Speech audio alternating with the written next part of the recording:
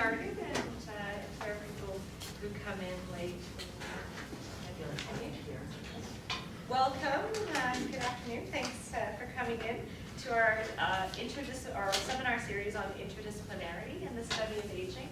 And so, for those of you who've attended a few of the seminars thus far, what we've done this year is had speakers from across McMaster to showcase the kind of work that's happening here from various disciplines and various research projects. So today, and the way the seminars go, for those of you that might be new, is that they're very informal. We have our presentation, but there's plenty of time afterwards for questions and discussions. So feel free to ask any burning questions that you may have. Today we have Dr. Parminder, who's coming over from clinical epidemiology and biostatistics. And he's going to tell us about a really exciting study that's happening here and across Canada, the Canadian longitudinal study on aging. His area of expertise is really epidemiology and aging, with an emphasis on developing the interdisciplinary field of geroscience. So perfect kind of fit with the seminar series. I won't say too much more. Parminder is Canada Research Chair. And also Raymond and Margaret Labarge Chair in Optimal Aging and Professor in the Epidemiology department. So I won't take this time to welcome, and we look forward to hearing that discussion. Thanks, Amanda. We'll see how this works. It's a very odd podium. It is. It's in right in line It is, with the light yeah. here. Sorry. And they call them smart rooms. Thanks very much, and I'm going to take the next 45 minutes or so to give you a context within which this study is developed and what we are doing in relation to this project and how it has been conceptualized and how the data that are generated by this study will be used to answer some important questions. Just to give you a context, that this is a fairly large initiative. It's quite a unique initiative, not only from a Canadian perspective, but from an international perspective. From the point where we thought that we wanted to do something like this in Canada, the first meeting that happened was in 2001 in Elmer, Quebec. And actually, when we got into the field and started collecting data, it was 2011. I think almost December 2011, and we recruited our very first participants. So these initiatives have taken a lot of energy and getting governments to think about funding something like that, that actually becomes a important resource for the researchers and the policymakers in this country. So when you're seeing, as I talk, keep that in mind, because the word, the Canadian longitudinal study, has been circulating for the last 11 years, but the data are just being collected. So there is nothing that has started to come out yet. So what I'm going to do, first part of my talk is going to be giving you a bit of a context. Why do we want to study this in Canada? Where are the gaps? Why we really need to have another very expensive study, which needs to happen in Canada, where other parts of the world are also doing some of this work. So I'll give you some sense of why we are investing taxpayers' money in something like this and what it is going to help answer as we go forward. And we always hear about aging as a Western economies issue, the proportion of people. But it is also an issue that is happening around the globe, and what kind of challenges and issues and opportunities. Because one of the things in popular media, we hear that aging is just tsunami, or it is this, or it is that, as if it's a most horrible thing. It actually is not. It is probably one of the most remarkable achievements of science and health and mankind in relation to how we have achieved the longevities and life expectancies. And there is a lot more positive about the aging of the population than what we hear in popular media. And we'll talk about that. That doesn't mean that we don't have to deal with some of the issues of care and social care and so on and so forth, but it is a positive achievement of the modern work. So we'll begin. So this is, I like starting out with these four strokes, and because I think it puts something in perspective that what we have in front of us, because we can't talk about aging unless we talk about what's happening with the world population, because they sort of go hand in hand. Historians may well conclude that the most significant event of the 20th century was, anybody want to guess what that is?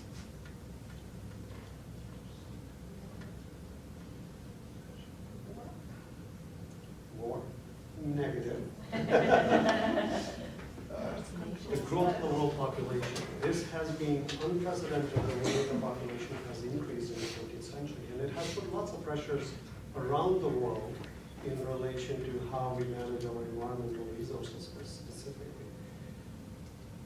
And in the 21st century, this is a historian's view. This might or might not be true, but it sort of raises an issue that we are going to be discussing. And in the 21st century, the most significant event may likely be the aging of the population or aging of the community. And as the population, world population increases, which is going to hit 8 billion people by 2050, and proportion of the older people also increases, the Western world, like Canada, US, or European countries, have developed structures and resources to provide support, community support to many of these aging people, but the developing world is lacking quite behind. And you'll see some of the data, how this is happening. Even the proportion-wise, they might not be high, but because the populations are so large, the absolute numbers are remarkable. And part of this world population increasing and the aging of the population that is happening is that there's a huge gender inequality that is going on, not only in the Western world, but also in the developing world, and more so in the developing world. There are more women living longer. There's a lot higher morbidity among women around the world.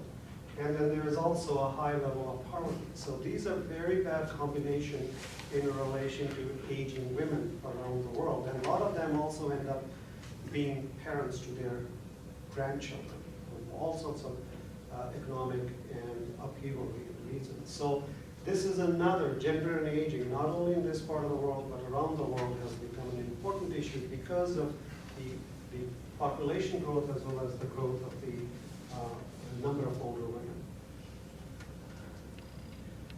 Here we can see trends in global aging. The top line here shows you what's happening in the developed world, like countries like Canada. And we have been sort of going up gradually, and by the time we get to 2050, most of the European countries will have a percent of the population over the age of 65, around 25 to 60%, and same is happening in Canada. But look here, it was quite flat up to here, and now with China and India and Brazil and all sorts of these low-income or middle-income economies are really rapidly growing old. And they have no social or health infrastructure to be able to support these populations. And within that, some of the social policies these countries have had, one-child policy in China, and preference of boys over women in India, it causes a huge social upheaval that actually reflects in who's going to provide care to many of these older individuals, societies specifically that rely on families. I like this slide because it tells you the rapidity within which this aging of the population as a function of the population growth is happening.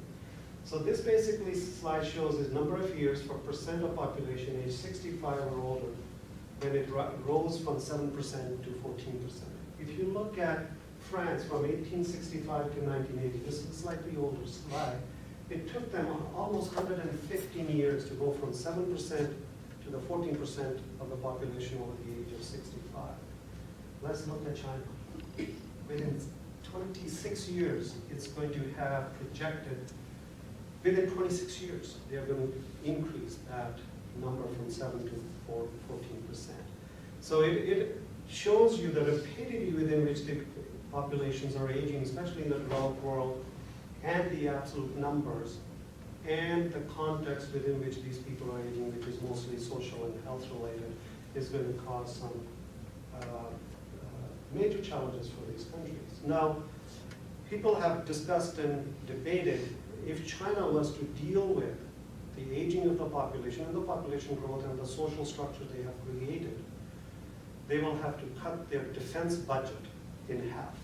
And they're not going to do that based on where economically and militaristic power they want to have in the world. So what challenges and how that country is going to manage in relation to aging of their population.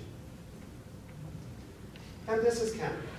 This particular slide goes from early 1990s to 2050. This actually somehow stops at 2004, but it goes to 2050. This pyramid, which used to be a pyramid that we had more kids at the bottom and young adults and fewer people at the top, that whole shape has changed to become upside down pyramid. That is, there's a lot more older people on the top and very few younger individuals. And the two fastest growing age groups are 55 to 64, those are what we call the baby boomers, and then the 80 plus.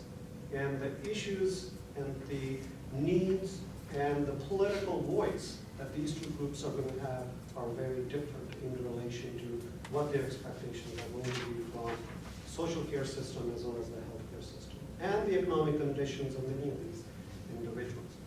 So we'll come back to that in a little bit.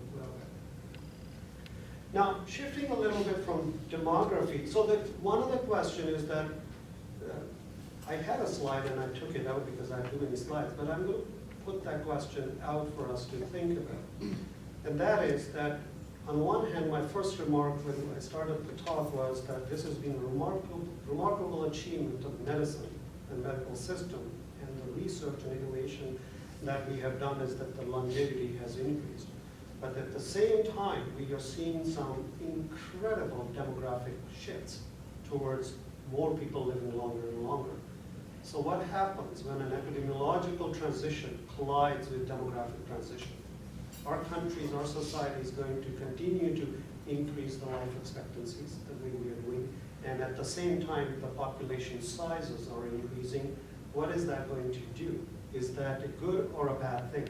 I'm not putting a judgment here, but this is something we can sort of have a conversation about. So what is the demographic collision and the epidemiological transitional collision that we have seen or we're going to see? Now, 20 years ago, James Fries, who is a researcher out of California, had proposed that there is actually going to be a compression of morbidity. That means diseases are going to happen in a very short period of time and then people are going to die. So most people are going to live healthier for a longer and longer period, and we are only going to see a whole bunch of chronic diseases and diseases that have a mortality associated within a very short period of time. And his hypothesis was based on two premises. That is, the length of human life is fixed. So he basically said, we are reaching the upper end of our life expectancy, 80, 82, 85, but we are not going to live longer than that in general. And we have also, because of the medical innovation, we have learned how to postpone the chronic diseases. So people are going to live quite healthy for a longer period of time, and then because the lifespan is fixed, so that there's going to be a compression of morbidity. And he predicted that the increase in life expectancy would plateau, so it will reach some sort of a stabilizing curve, and particularly life expectancy from age 65. Most of the time we calculate life expectancy based on when you're born, from the infancy to your dad, one's dad. But we also started to look at life expectancy from 65 and onwards. Now, if you look at life expectancy from when you take into account the infancy or infant mortality rates as part of it, that our life expectancy is constantly been going up and up and up all around the world. And when you look at the data that he used to predict that, that's after 65, if you calculate the life expectancy, it was actually very slow, and it pretty much hasn't changed, or it didn't change at that time too much over many, many years. But more recently, we have started to see that they are also actually increasing. So these are the Fry's potential scenarios. So one is, this is what, when he proposed this hypothesis or this framework, this is what is morbidity of the diseases start around age 55, and by the time people hit 76, most people experience mortality. Another scenario is, this is life extension, that is, diseases still happen at 55, and people are living longer, and he's talking about the expansion of the morbidity. And then there might be a little shift in the diseases that are happening later, but people are also living longer, so pretty much that looks like this scenario here. The number of years that people live with chronic conditions are pretty much the same. But he was proposing this one, which I just described a few minutes ago, that the diseases are going to delay by 10 to 15 years, and the upper lifespan is fixed. So this is an open question in the research world, whether there is a expansion of morbidity, or is it a compression of morbidity, or some combination of the two is happening depending on what type of chronic conditions we are looking at. So when we look at the data and the projection of life expectancies, is average life expectancy approaching an upper limit to the life expectancy? There is no evidence that this is actually happening. We are seeing people living longer more and more. And we are also seeing no evidence of overall declines in the incidence of diseases. On the contrary, some things like Alzheimer's disease, some of the other neurological diseases are going up. And as you keep hearing in the media, obesity rates are going up. So we are actually seeing younger populations who have high obesity rates are actually experiencing diabetes, high cholesterol, a lot longer. And with the interventions in the medical system, they are going to live with these conditions for a lot of years. So evidence actually doesn't suggest that. So evidence of actual compression of morbidity is ambiguous. We really don't know. So we need good longitudinal, large data sets to be able to address some of these questions. I thought people like history. I like history, so I thought I'd put this slide out. And this is a historical increase of life expectancy. If you look at, there's a little blip here in 1620 or 1625. But if you generally look at life expectancies were down here, and then there was a big increase, and there was another increase up here, and then it was fairly gradual. So anybody want to take a guess what happened somewhere here that started this rapid increase in life expectancy? Basically, that happened because of the infant mortality went down. More babies were born alive. Anybody want to take a guess? Better vaccines? Before that. And this sort of says how important, I'll give you a hint, gives us a sense of how important our environment is. This is when the first sanitation, hygiene, and proper food introduction started to happen in the society. So this was probably one of the biggest public health achievements of the 20th century, 19th and 20th century. Another increase that happens is when the discovery of penicillin happened. That was the other penicillin. And that was that we were able to get rid of many of the infectious diseases that were killing people. But after that, with the modern medicine, we've had a fairly gradual increase, substantive increase, but a gradual increase. So now we are entering a phase 3. Again, the research that we do has to think about. We are entering a modern medicine where there is a lot of regenerative medicine that is happening. People are getting brand new hands. People are getting brand new fingers. People are getting heart transplants, kidney transplants, all sorts of things. And that aspect of medicine is moving forward very rapidly. So what is that regenerative medicine going to do in relation to life expectancies? Are they going to stay the same? They're going to plateau? They're going to go down? Are they going to go up in relation to what other risk factors we have, like poor lifestyles, obesity, drinking. So these are some of the questions that are wide open for us going forward. What's going to happen to the life expectancies and the aging of the population? And of course, we have a lot of social policy innovation that is happening. That also plays into how the life expectancies play out. As we move more and more people into middle class, economic conditions create an environment where people live healthier, choose healthy lifestyles, and perhaps have an impact, and has impact on life expectancy as well.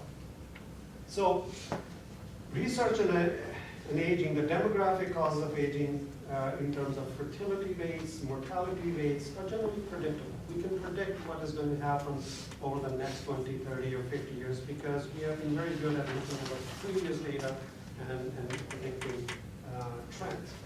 What is less predictable is how we see the interrelationship with forces such as what happens in our communities, what happens in our social context, our own health and well-being. What do we do to our bodies and where we live in the social or physical environment context? Economic changes. A few years ago we had an economic downturn and people lost their savings, pensions. That has had, especially in the US, has had a huge impact in relation to how people age and how probably you all have already seen these news that the prescription of antidepressants in the US tripled post that economic downturn. And cultural influences and the role of international migration, that also comes into play how we look at age-related issues. And there are many factors that contribute to bad outcomes that happen in relation to aging. Gender differences still remain unexplained. Not only what we think is happening to the women's health and aging, it is actually equally true for men. Men are generally have a lower expectancy rates than women, and that relative gap hasn't changed. So the question is, what is the reason for that? Is it because men smoke more than women, and that gap has stayed? But we are seeing that women are also smoking more and more and choosing lifestyles that are very equivalent to men. Are there some underlying biological differences that actually keep those gender differences alive? Social inequality. We know poverty plays a very important role in what happens to one's health and what kind of transitions and trajectories we take. Age discrimination, community context, and there has been in the data that we have seen that what we predict in younger people doesn't mean it ends up true in the older population. There's a loss of prediction. So for example, more recent data that is coming out in relation to diabetes, the risk factors of diabetes in the younger population are not the same that are in the older population. And we were making clinical policies based on the younger population's data. So the question is why there is a loss of prediction and what do we need to do? And you see conflicting results, paradoxes in prediction. Now, this is from a researcher's point of view. It also provides us new opportunities because now we have a larger number of people. We can sample large cohorts and study some of these more complex questions. And we need to have longer time-term follow-up to look at the data and try to understand optimal trajectory. And perhaps identify what are the common risk factors for different diseases, let's say, and how we can tackle those common risk factors to mitigate any negative consequences of the disease. There's another area that actually is getting a fair bit of attention in the area from a clinical and a biological point of view, which is that there is this underlying physiological reserve that we have that changes with age. Here is a slide. This is very hypothetical. There's younger age and older age. This is time. And we have a physiological reserve, capacity, that might change over time depending on what kind of acute events that we experience. Hip fracture, pneumonia, congestive heart failure. Then we get into functional limitation and ultimately disability and dependency. So the question that comes up from a research point of view and a clinical point of view, do different organ systems decline in the same fashion, or they actually age in a different fashion, and the consequences of it. Hard question to answer, but nonetheless a valid question to ask. Is there common underlying rate of aging across different organ systems? This is where the biology of aging is actually, and physiology of aging is going. It's trying to understand how different organ systems age. And how physiological vulnerabilities might be mitigated by psychosocial results. We hear something like frailty here all the time. And most of the time when you go see a clinician is going to focus on frailty from a clinical point of view. But we have done some research where we take two individuals with exactly the same reserve, health status, physiological reserves and everything, and they experience a hip fracture. They leave the emergency room, go to their own homes, but end up with very different trajectories. Question is, why do they come up with different trajectories? In some of the cases, what we have seen, that the people who have strong social supports, they get help from their friends and family members to stay in their home. The ones who don't, they end up in long-term care institutions where the cascade of negative events start to happen and people never come out. So the understanding of the physiological reserve with social reserve is an important aspect of research on aging. For this reason, for all of these questions that are being raised, there is a need that we need to understand what the dynamic of aging is and how these factors work. We need longitudinal data. But also we need cross-national data. How do we sort of look at comparison across countries around the world and what can we understand from that perspective? So that brings me to our study. We sort of use this context to think about what is needed in Canada and how it fills the gap that is not being fulfilled by many other research projects around the world. So one of the things when we were designing this cohort, this study, we looked at all sorts of other large studies. There are very strong economic aging studies. There are very strong clinical aging studies. There are very strong social or psychological aging studies. There are very few that brought everything together. So if we wanted to look at the relationship between your social participation and what happens to your arteries, we could do that in this study. Many other studies couldn't do. I use an extreme example. That's a useful question to answer. So, question. But that's the point. This study actually looks at aging from a cellular processes to social processes in one framework. It's funded through the government of Canada. And it's an important point because it's a strategic initiative of our national funding agency. That means we will have a continued support as we move along. Otherwise, many of the research projects we still have to go every 3 years to get reviewed, see if we are progressing well, but the money is set aside. If we are progressing well, showing the progress, we will get the resources. And it's quite a multidisciplinary team and involves many, many researchers across the country. And the idea behind this platform is to create infrastructure that allows us to do interdisciplinary research. And that's the purpose of this seminar, as Amanda said in her introduction. And ultimate goal is this is not for the purposes of research only. We want to generate data. We want to generate evidence that informs public policy as well as clinical policy. So as part of this framework, this study, we have had input from many of the federal and provincial departments across the country saying what are their needs, what are their gaps, that they need data to be able to design policies that help people. So I've already said that. And another thing that we decided to do was that we were not, ideally we would like to go to birth to old age in this study. That would have been a very expensive study. We would never got enough money to do. Aging happens the day we are born, or the day we are conceived. But what happens in early childhood determines what happens to us in our late life. And there are studies in the United Kingdom and some of the other Scandinavian countries where they have actually created birth cohorts in 1948 and 1958 and followed people for many, many years. and showing very interesting results. We would have liked to do that in Canada.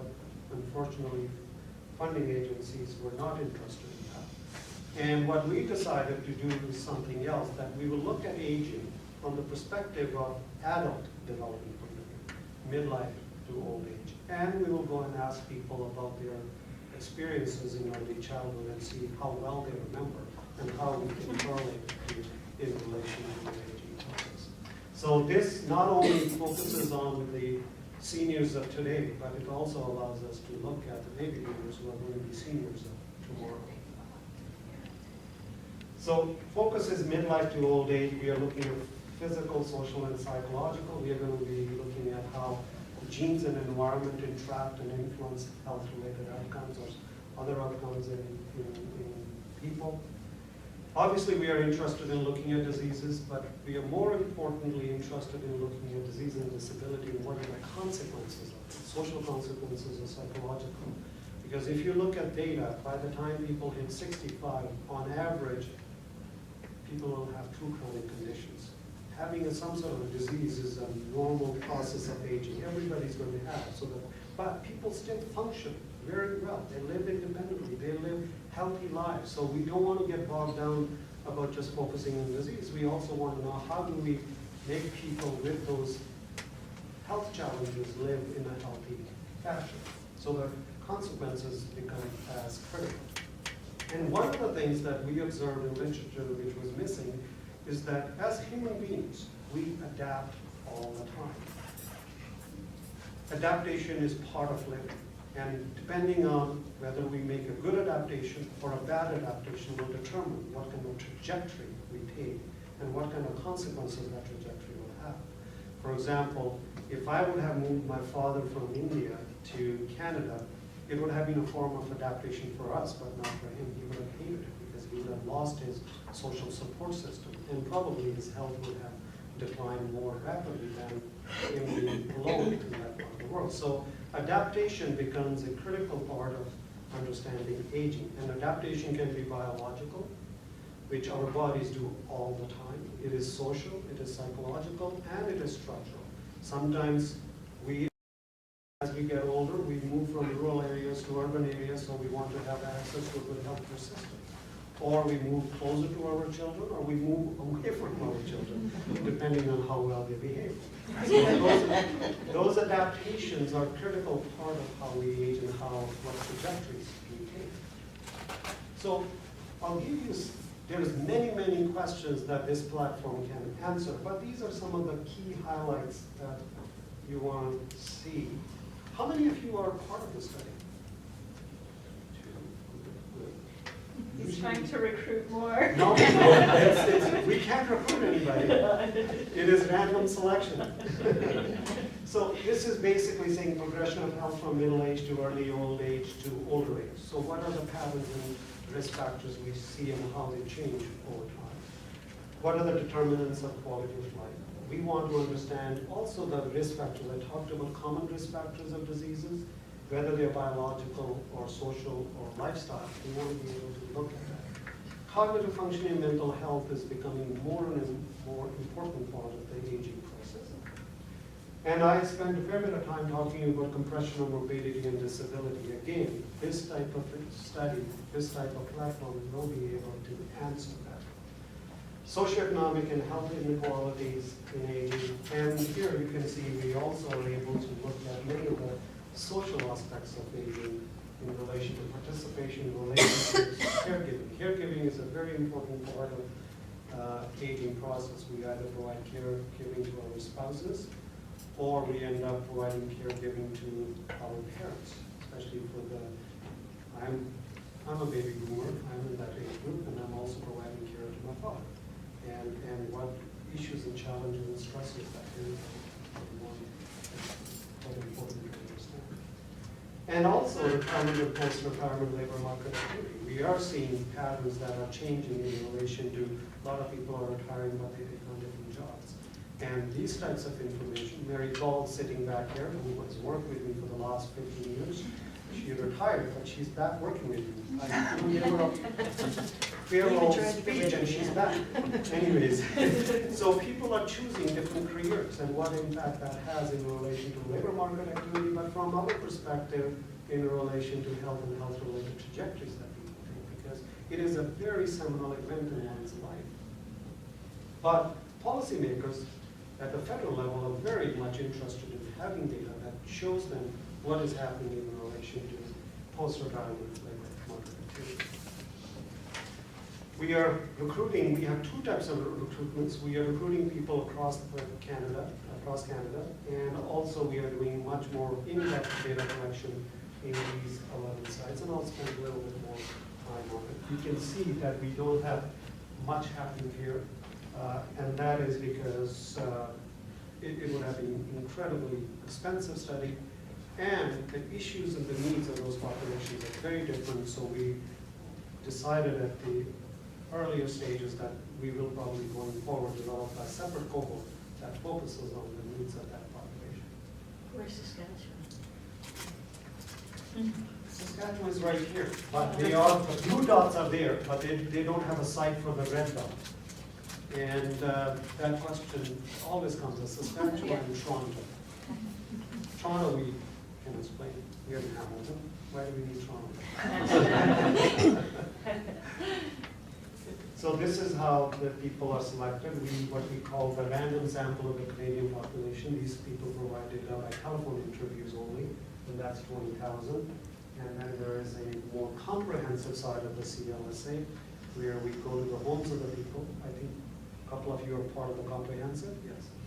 And then we bring you to a particular data collection site to do more assessments.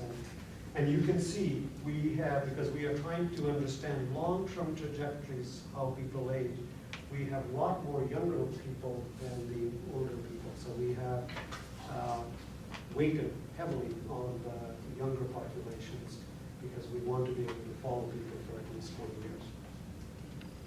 And so these people are enrolled into the study. We collect some of the questionnaire data. We contact every person every 3 years for the full collection of the data. But in between each wave of the study or the 3-year follow-up, we also try to make telephone contact at 18 months with all 50,000 people to make sure they haven't moved, we haven't lost them to a follow-up. And once we have on the phone, we collect additional data. We agree, so we do it. But it's important to measure changes that happen in a shorter period of time versus that happen over a 3-year period of time. And that's what we call the maintaining contact interview. And we also get people to give us permission to release their health card number to us with their consent. And we do a passive linkage with the health administration data, whether it be hospitalization data, their drug database, or physician billing database, and any other provincial databases that are available. And 90% or more people are giving us their health card numbers to do the linkage with their consent. And we also collect all sorts of biological samples and blood and urine sample, and Hamilton has become Canada's largest urine capital. Millions of aliquots sitting somewhere at MIT. And you can see the types of data. You're not supposed to read this slide, but it just gives you a sense of that it is big. There are 50,000 people, but at the same time, we are measuring lots of things in these people. This is very clinical piece. This is related to health information that people provide us directly. And here you can see psychosocial, social participation, social networks, post-traumatic stress disorder. You'll see why I have that here. Social inequalities, mobility, how people move in their own environment, income, wealth, and assets, and then obviously lifestyle and behavioral factors. And here is the blood samples that we collect from people. Each person's blood sample and urine samples that are collected, they are put into these little small tubes, 42 of them per person, and then they get frozen at -180 at Master Innovation Park for researchers to access and analyze and look at different biological markers of aging as people move forward. I'll skip this slide. Because in order to carry out a study like this, you need a lot of infrastructure, and we developed a whole network of infrastructure across the country. So how did we identify people? We first worked with Statistics Canada, and we identified people. We wanted to have people at the baseline 45 to 85, because there are other studies that are looking at people who are 85 and over. We didn't want to repeat that stuff. And what our interest was to see what makes people enter into the institutional setting versus people who are already in the institutional setting. So that's why the 45 to 85, and we wanted to capture people who are living in their own homes and communities. We excluded residents of the 3 territories, persons living in Indian reserves or crown lands, living in institutions, full-time members of the Canadian Forces, and residents of the remote regions. And we use this criteria because Statistics Canada uses this criteria, and we wanted to use their database to select people for our study. That was one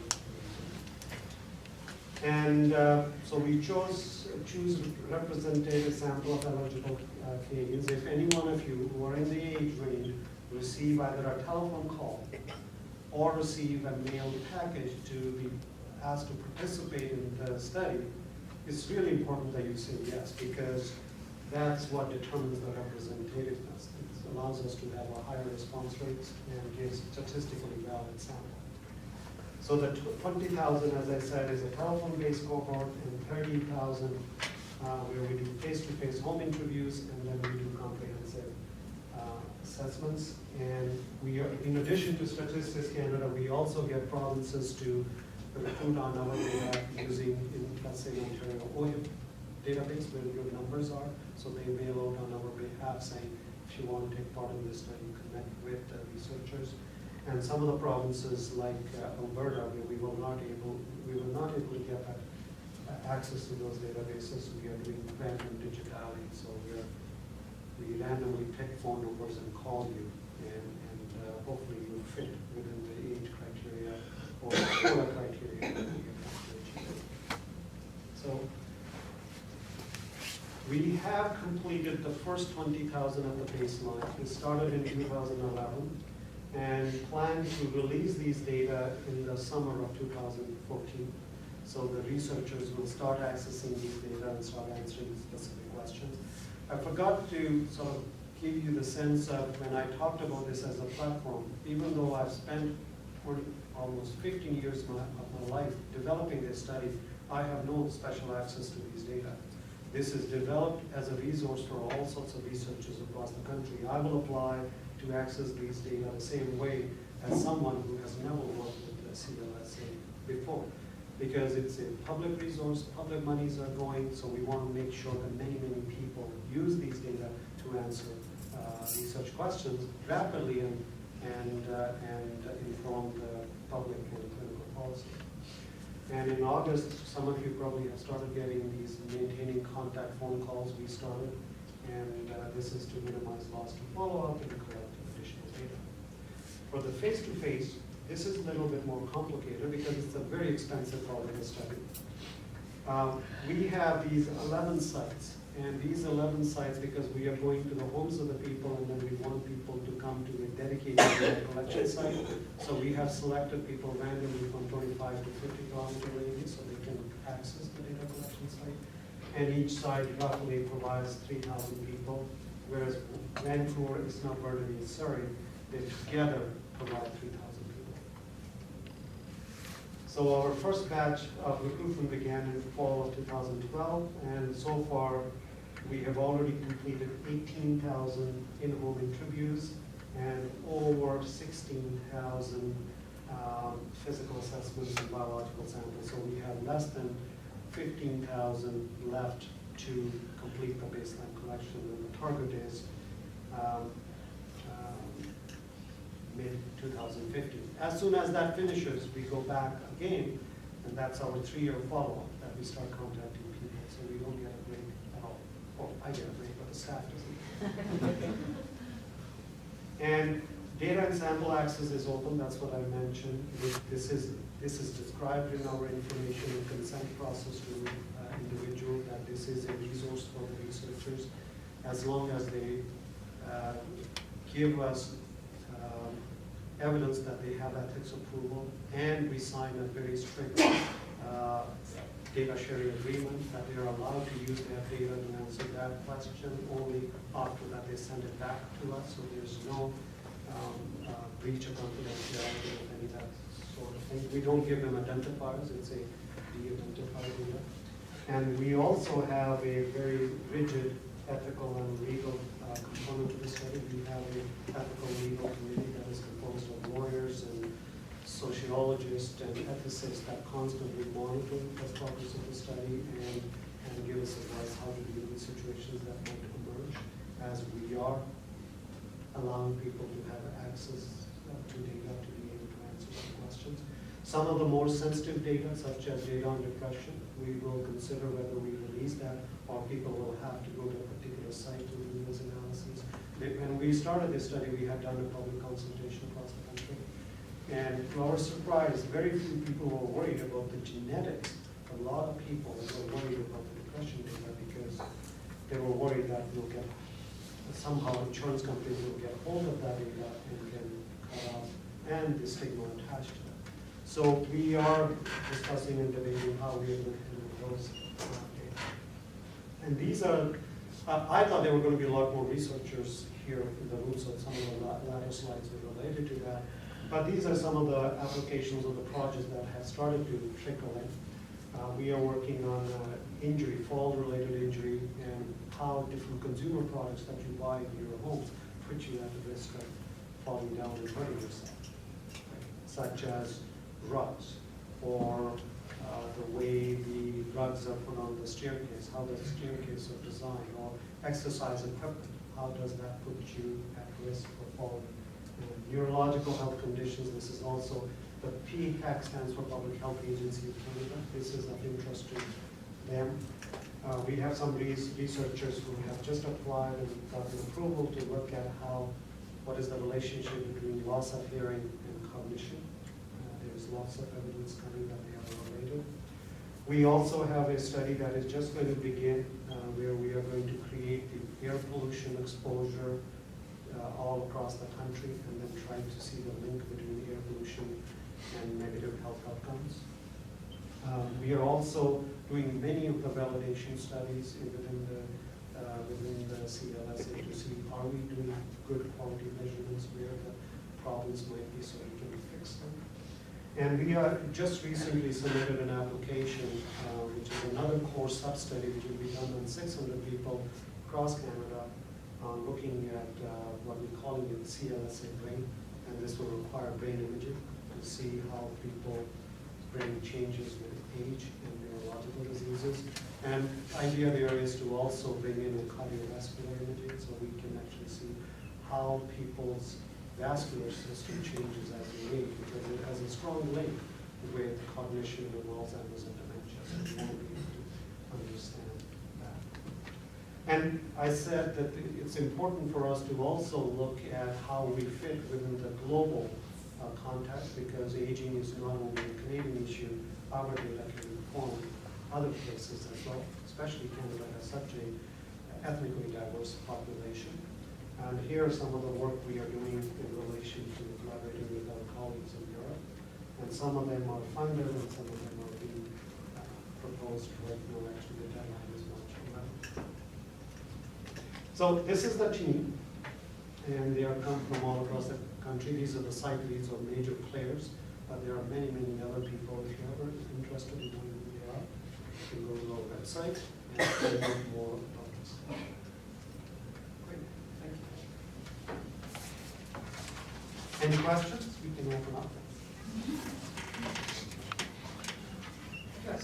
Well, I just wondered if they released any data yet or indicating any early trends? Not yet. As I mentioned, we will be releasing data in the summer of 2014 this year. Oh. So that's when the first data. And who will they release it to? Researchers will apply to access those data, and we will do some internal core analyses and publish some sort of document about the study. So how will the general public know where to look at it? We will put some of the trends on our website. We also do a fair bit of communication. Laura Lawson she's our communication person, and we will put out some communiques for people to have access to the information. And we will probably create some citizen events, let's say in Hamilton or across country, to promote the results that are coming out so people know. So we are going to use, all of this requires lots of resources, and we're constantly struggling for these resources to organize this, but we have to do it. It's important that we share the information with the general public. Have you stopped recruiting? No, we have another year to go, So it's ongoing recruiting. till early 2015. After that, our baseline and the total recruitment is done, then we start following the same people. Amanda, and then back there. My question is really, once you have your researchers who are accessing the information, will they then have a responsibility? Will there be some sort of repository somewhere for the results from those various research projects? So one of the requirements when we are writing our data sharing agreements with the researchers is that we want to get results sent back to Right, us, so okay. we can actually package and disseminate that information. And also secondly, if from their research, they find something about individuals in our database that puts them at certain risk of health, negative health outcomes, we want to know so we can inform the individual and their family doctors. So there's a whole machinery, it's a very complex area. How do you find, how do you inform? Because on one hand, we are telling researchers they will not have individually identified data. They are presenting data in aggregate, but there are certain things that they might see that identifies as some sort of a high-risk individual that we can be informed. But the plan is that there will be a repository on our website of all the publication results or link to it somehow. And then Yeah. synthesis will be done and shared in our, highlighted in our newsletters and things like that.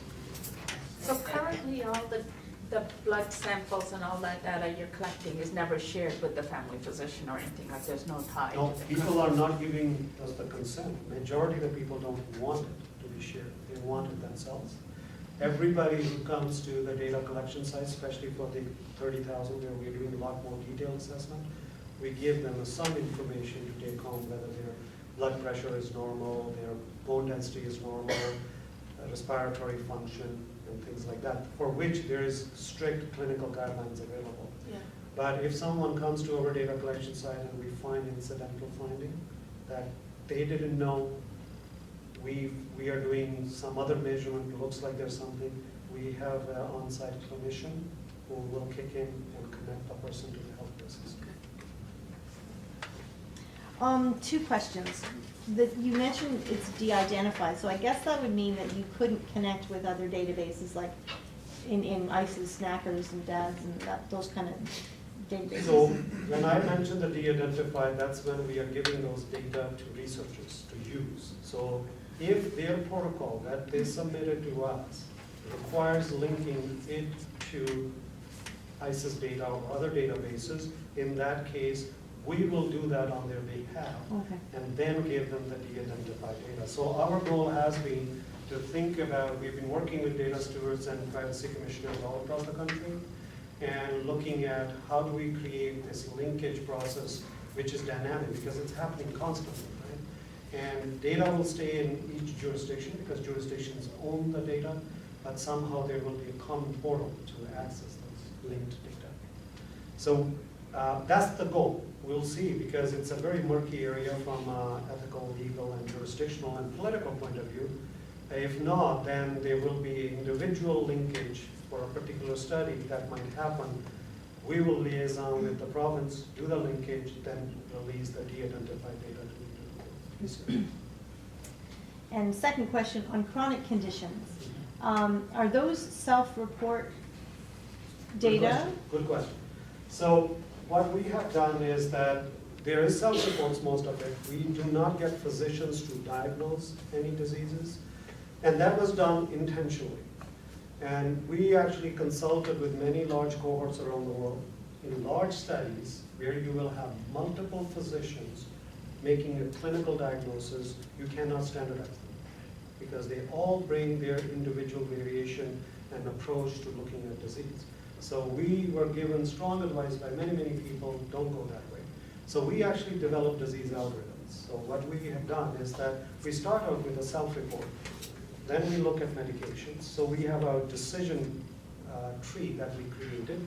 And we can look at biomarkers, and by linking with the healthcare utilization database, we can define definite disease, probable disease, or known disease. And we actually have done validation work and looking at the clinical diagnosis from the physician charts, how well our algorithms perform. And we generally perform very well, except for respiratory. We wanted to be able to separate asthma and COPD. We were not able to because you need to give a challenge test to people. But you can actually create a fairly good predictive model based on smoking history and all of the things. So that was the one which didn't perform as well. But it's important for us to know because then we know what kind of error is associated so we can sort of account for that in our analysis. Yes? Your two seminars at night, I think it's excellent. Oh, great. Over that other building. Yes. I think on the website I saw this one, but didn't see any after this. Do you have any more night ones coming up? We are going to plan. Laura generally plans from our, and we are going to probably do 1 or 2 a year. Every time we do, we apply for funding to our agency, CIHR, which is the funding agency, but we want to sort of come up with a plan that we have. It doesn't require a lot of money, but it does require some money, $3,000 to run one of those. And but goal is to have as many possible, not only here, but across the country. So let's say there is a, McGill is going to do one, let's say in the near future, you can actually go on the web and see it as well. So we will sort of try to do web streaming as well, so you don't only have access to what's happening here in Hamilton, you can have access to what's happening across the country, if you have access to not every older population in our study, not everybody has a website and things like that. But that's the goal, and we are going to try to do more and more. Whoever Laura is, Laura is right. they were great. And surprises with food. Yeah, refreshments are always a priority there. The seminars are absolutely excellent. Yeah, I think that has been, we've had a lot of interest from people. We feel bad saying no to people that we don't have space. Yes? I wonder in the questions that you're asking, do you have particular questions that are similar to other questions of international studies? So just thinking like kind of the English longitudinal study on aging. Are there components that you can compare across the country? So I'll answer that question 2 ways. We have looked at many of the questionnaires across different studies. Standardizing questions across cultures, and even people who speak English, is an impossible thing to do. The meaning of an English word in colloquial meaning of English, particular word in UK might be different than what it is here. So the underlying constructs are pretty much the same. Some of them. We also wanted to have our own innovation that they were not doing. But the exact wording of the question might not be the same depending on what we are asking. However, we have a parallel program of research which is looking at developing harmonization methods and techniques for combining data where the questions are same but not similar but not exactly the same. And we have been doing that work with Isabel Fortier from McGill. And that's where the link with 10 cohorts in Europe, that's exactly the exercise that we are doing through. You know the slide you had with the freeze and the potential options that are possible? I don't understand the numbers that you have, like the 76 and the 78. Oh, I didn't make up those numbers. Those are his hypothetical examples. Yeah. We're talking about this one.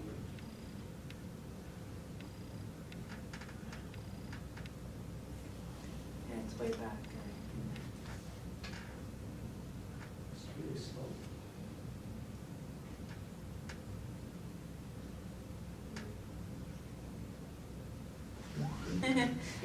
new time.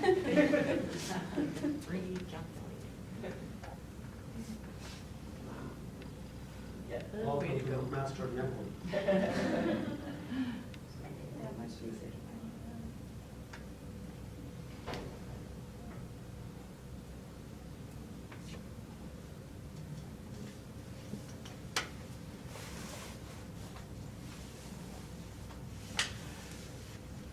Oh my God, it keeps going back down.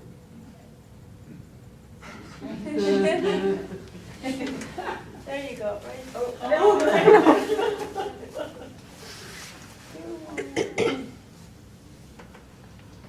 Go to view a new slide sorter. Anyways, but the numbers is, It those just- are just indicating hypothetically if the disease started to happen at this age and that's the life. It just seemed to be very low in terms of his lifespan, because I always thought it meant that we would, it's going up to like the full lifespan, not 76 or 78, right there, so we're. Yeah, so this